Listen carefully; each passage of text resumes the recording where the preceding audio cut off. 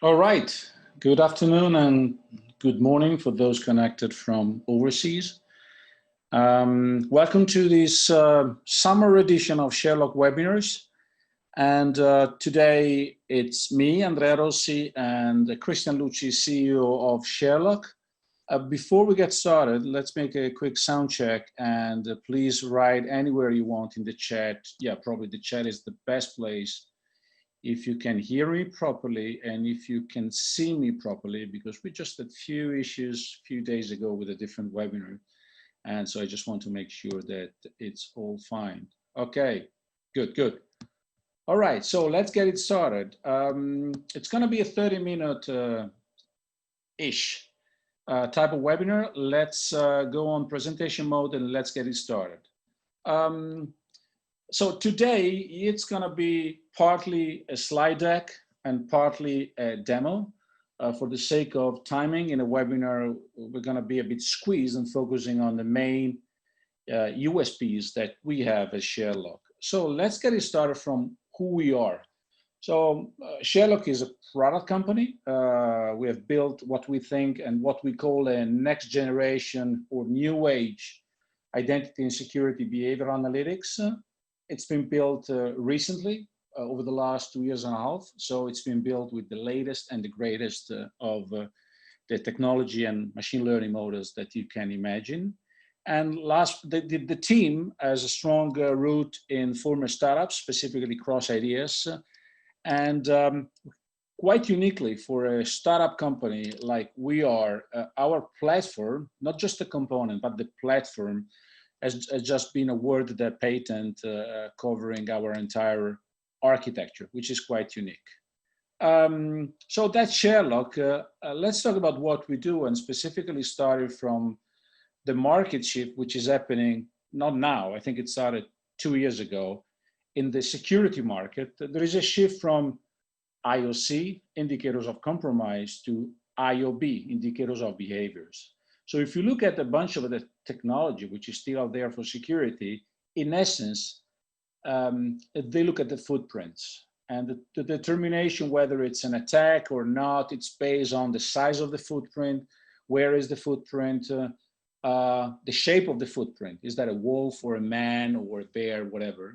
The shift is not just with COVID, but with the disappearing perimeter, you really need to have a look at the behavioral and the identity behind it.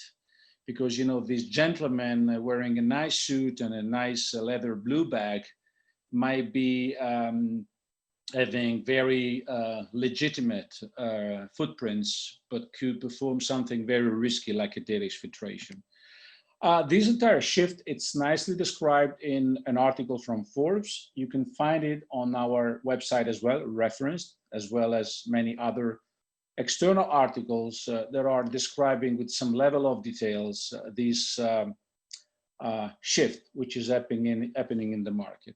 Now, analyzing behaviors is not a new thing, but we think there is so much innovation that has to be brought into the system, into this market, in order to improve the accuracy and reduce the number of false positives that are coming out of many platforms today.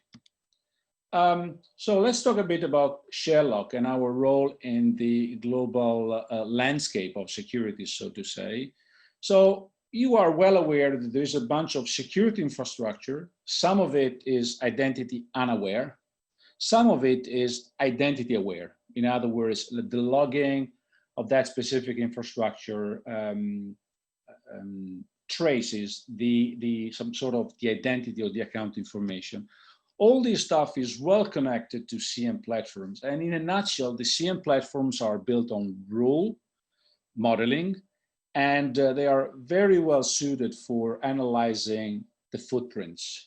Now, when you go to the application side of it, can be SaaS application, can be on-prem application, what we call the crown jewels.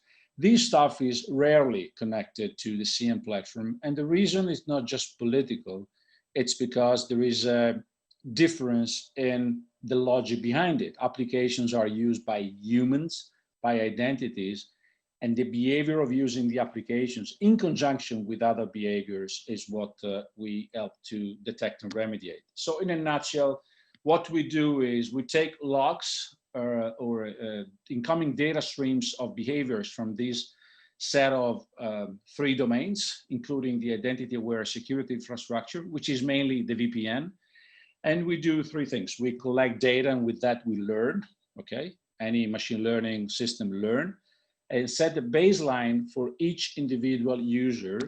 And we try as much as we can to inject identity behind any account information or even anonymous logs. We do that in a variety of ways. The simplest one is when you have an IGA platform, you can link the account information with the identity information. But we will become more specific because not always you can have that easy life.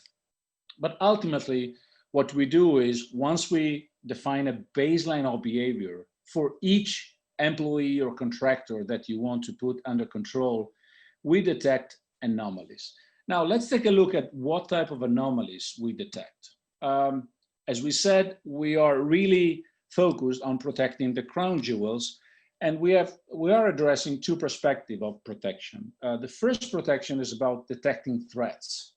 The quintessential today example of employees working from home, very hard to control with the side control type of mechanism, is insider threat. And inside a threat, data exfiltration is for sure the most common use case within this domain of threat detection. The other one is not strictly linked to a threat, but it's more linked to a lack of compliance. And in other words, we detect anomalous users which are very uncompliant compared to their defined policies. The defined policies are typically described in identity management system. This user should have access to application 1, 2, 3 with these permissions. Reality of behavior very different. So this is not a threat or an immediate threat, but for sure the lack of compliance is something that needs to be highlighted and in a way remediated. We're gonna describe a bit of both. Today, for the sake of timing, we'll focus more on the threat detection piece, and the access compliance will deserve a bit more of a deeper dive in a subsequent webinar. Now, one of the key components upon we've built our platform around is the indicator of behavior. And it's been built quite differently compared to our competitors. So an IOB, an indicator of behavior, is always linked to an identity, and it's built on a triplet of information. The first one is a machine learning model out of our catalog. We have more than one, and you can pick and choose the machine learning model that you think it's more appropriate for the need of that IOB.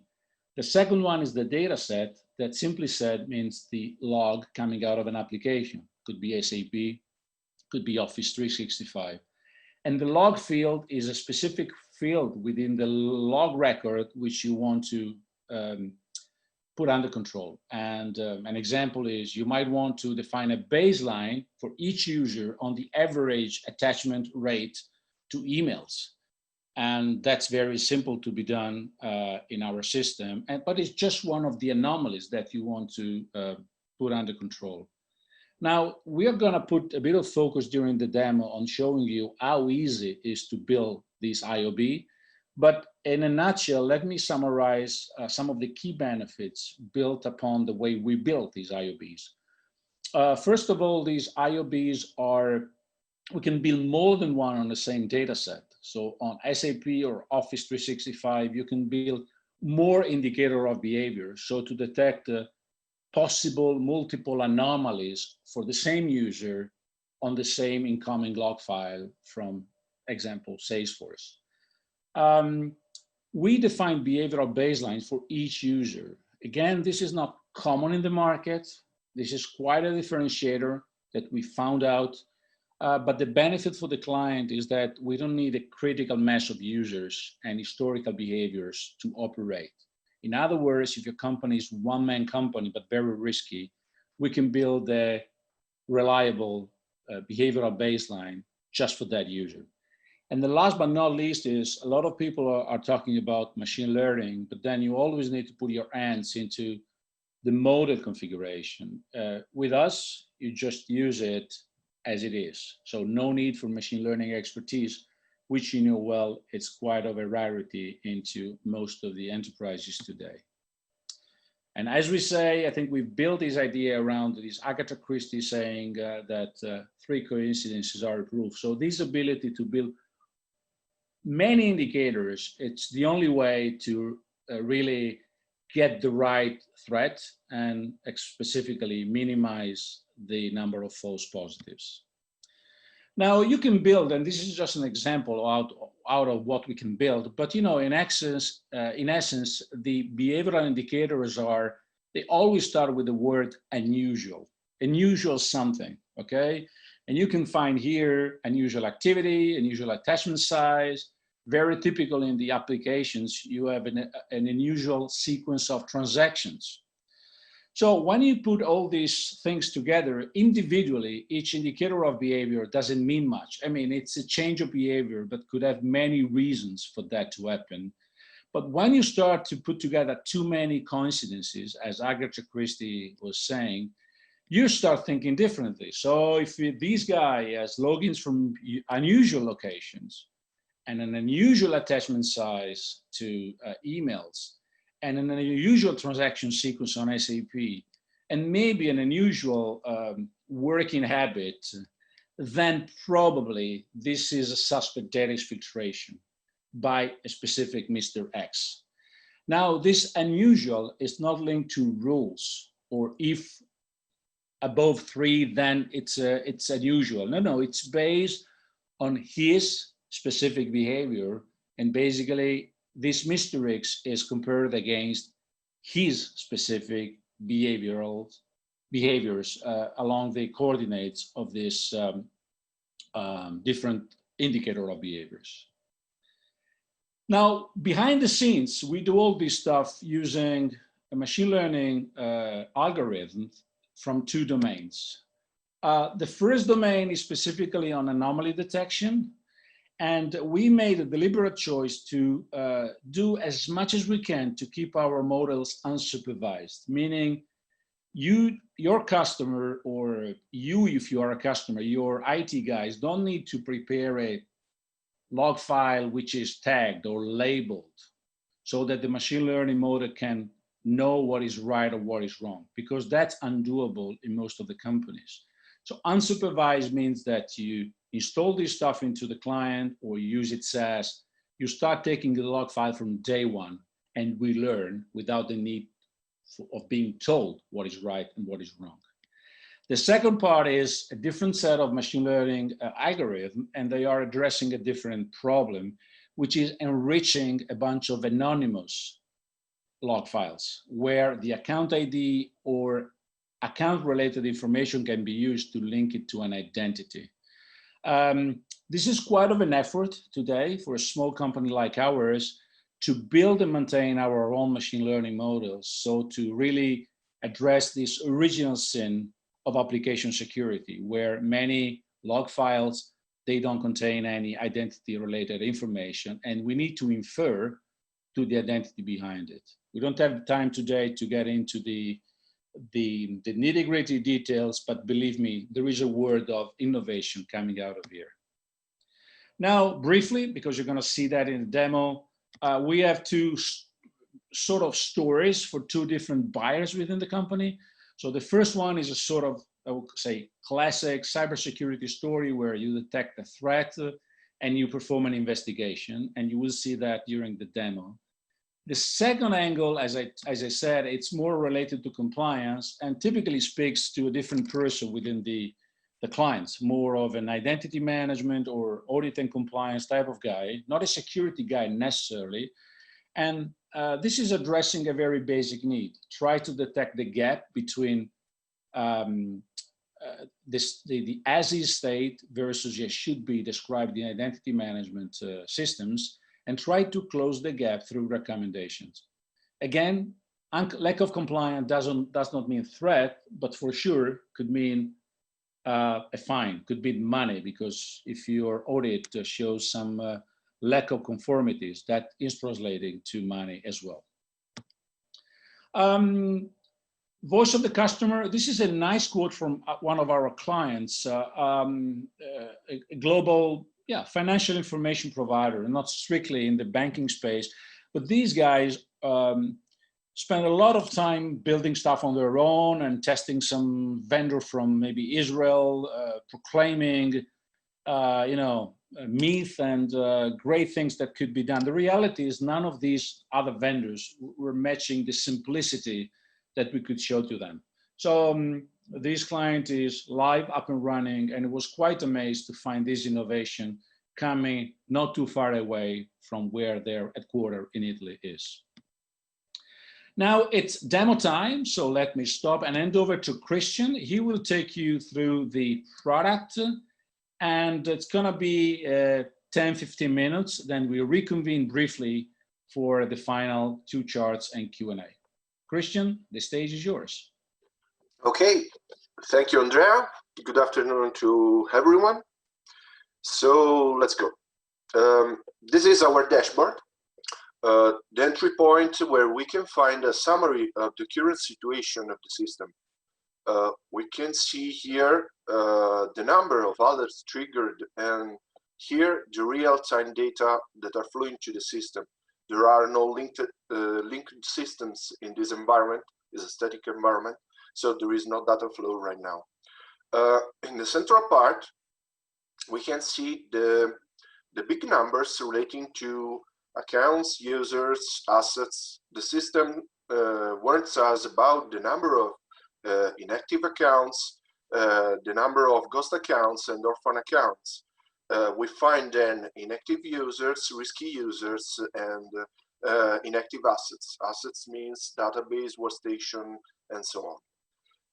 In the next section, we can see peer groups calculated dynamically based on real user behavior.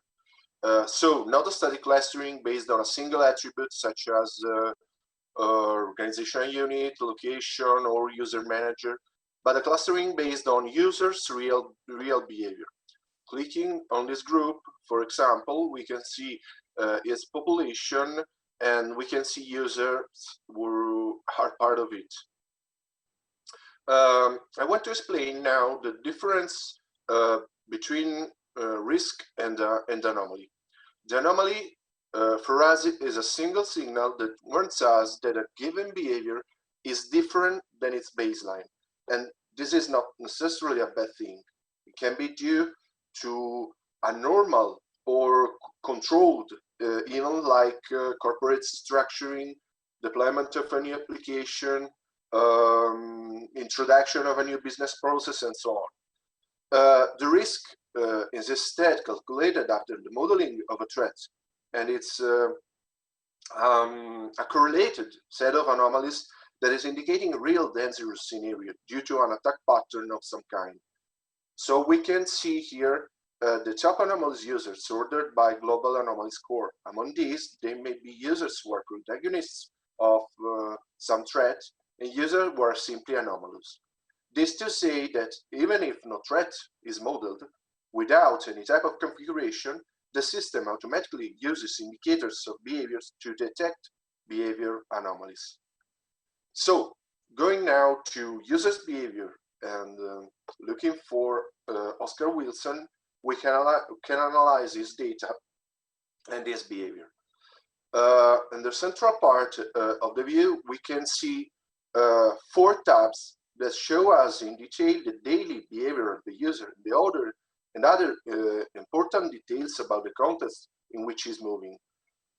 In the first tab, for example, we have a view of all its accounts and their use over the days with a graphical representation of the intensity of use of the single account. Going forward, we find the time intervals in which the user was seen by our system.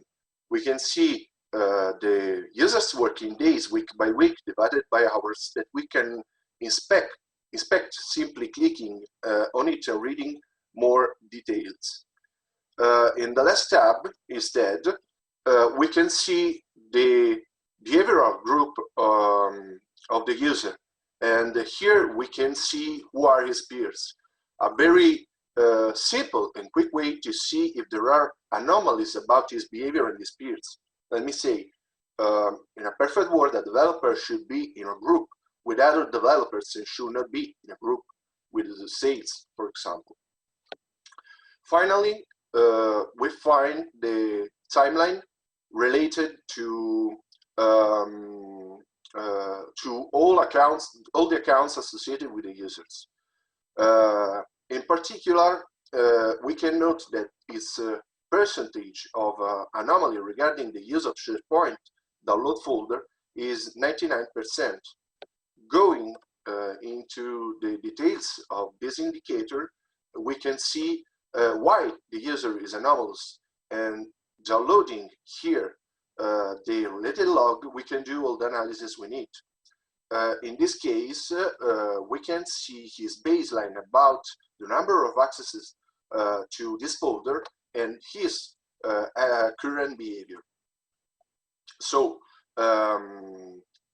we know that Owen Wilson has accessed to SharePoint in an anomaly way and at anomaly time, because also his SharePoint time usage indicator is 100%. We talked about anomalies, we talked about risk related to others. Now let's go quickly to see how a threat model is built to close this the loop. Indicators are the basic element of our system, and they express the idea of what you want to analyze, the dataset, and how you want to analyze it, the algorithm. And they can be put together to model something more complex like a threat. In the left part of the view, we can find a list of available indicators with a shortcut to create a new one in case there is not what we need. The configuration of an indicator is a very simple wizard in which we set the dataset to be analyzed, the algorithm to be used, and then the particular field of the dataset. Let me choose, for example, destination user read for this dataset, and the time window in which the algorithm learns the behavior and builds the baseline of the users that we are analyzing. No particular knowledge of machine learning or technical ability is required. The threat is a model of the kill chain of an attack, and indicators can be added to the various stages of the kill chain to model attack steps. In a few words, we can think to the anomalies detected by the indicators as a set of clues that trigger an alarm, and putting them together, we can detect a fraud attempt. But even if no threat is modeled, without any type of threat configuration, the system automatically uses indicators to detect behavior anomalies. The system then will use the indicators in the various stages of the threat to graphically represent the attack stages in case the attack stage in case an alert is triggered, and the alert will be analyzed and possibly remedied with another functionality that we can inspect and analyze in deep the threat info and the attacks kill chain. So for me, that's all. Andrea, the stage is yours again. All right, I'm back. Can you hear me? Christian, am I on? Yeah. Yeah, okay. By the way, in the meantime, it's pouring cats and dogs here. So if you hear some very loud noises, it's a thunderstorm, which is hitting here in the north of Italy. So, all right. Thank you, Christian. It was short and sweet. And I think you guys appreciated the simplicity of using it. And most importantly, the really to show how the design of an IOB is simple. We couldn't make it simpler than that. So let's talk about pricing and consumption models. So Sharelock has been built lately, as I like to say. And you know, if you build things in 2008, 2018, 19, you do it in a way that you can have one code base, two deployment options. So you can either buy it SaaS, run on our AWS instance, or the same software, same functionality can run on-prem on a Kubernetes cluster. The pricing model, as you can imagine, is no EPS, no terabyte, nothing of all this stuff of the past. So the more data which is coming in, the better it is. So the pricing is on a per user model, I should say on a per identity model. I want to spend the remaining 5 minutes before the Q&A talking about us versus the competition, because yes, we're small and we're younger, but I think we build things in a way so to differ nicely. So the first one is, as I said, the machine learnings. We run unsupervised machine learnings, not all, but most of our competition runs on supervised machine learning models. The difference is very simple. Before starting to use the system, it takes ages before you as the client to build the data set or tune the data set. This gives you a huge reduction in activation cost and maintenance effort of the model. Second is the behavioral baseline. As we said, we build behavioral baseline for each users. You have 10,000 employees, we build 10,000, at least 10,000 baselines, because it could be more than that if you are detecting or building more indicator of behavior. So 2 indicator of behavior, 10,000 employees becomes 20,000 baselines that we analyze and detect anomalies against. A lot of our competition does it on a data set baseline. In other words, they take the SAP log file or Office 360, and the baseline is of an average user. And then they compare each actual user against that baseline of an average guy that does not exist in reality. So this is typically translated into a massive amount of false positives and a need for a certain critical mass. Below 1,000 users, the system doesn't even work. We don't need all of that. We can have a one-man company type of scenario, and with individual user baseline, we dramatically reduce the number of false positives. The identity enrichment piece, it's the one that, if you recall my initial part of the presentation, aims to enrich the identity as much as we can, even when identity information is not available. We do it. Most of our competition simply links this to an identity governance platform if existing. Otherwise, you just leave with, at best, an account ID type of information. And last but not least, it's the same code base, same functionality, SaaS or on-prem possibility. So are you skeptical with sending your log files to Amazon, AWS? Then you can run it on-prem. One day you think it's safer or better, or you like it, no problem. You just switch, you roam your system to the cloud version, same functionality, same capability. This is not happening in most of our competitors because they either have just the SaaS version or they have two separate code base, one for the on-prem and one for the cloud, maybe built just in the last couple of years. Now, final slide, which is very thick, okay? It has a bunch of unique selling points. I don't want to read all of this stuff. I know that you appreciate it. I just want to make two comments, because you can read most of this stuff also on our website. Let me comment again on the two components in red. First, if you get Sharelock in action, you have the so-called two birds with one stone. We address the threat portion of the need, as well as the access compliance side of the business. Same product, okay? Not two different products, same product, just two different, I would say, user experience of the two different personas that might be using this capability.